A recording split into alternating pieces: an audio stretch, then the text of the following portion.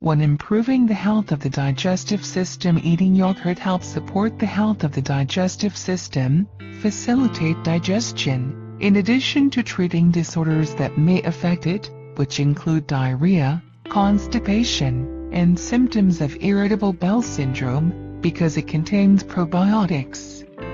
To lose excess body weight, yogurt contains high levels of protein, which requires a long time to be digested in the stomach, which helps to give a feeling of satiety, reduce the desire to eat more foods, and thus help to lose excess body weight, as well as its role in raising the rate of fat burning.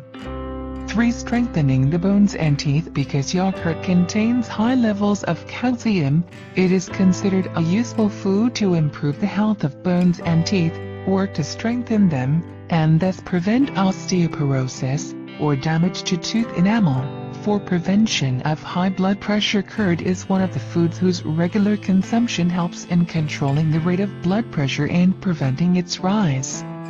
5. Raising the level of good cholesterol. Eating yogurt contributes to raising the level of good cholesterol in the body, as it contains probiotics, thus preventing health damage that may result from increased levels of harmful cholesterol.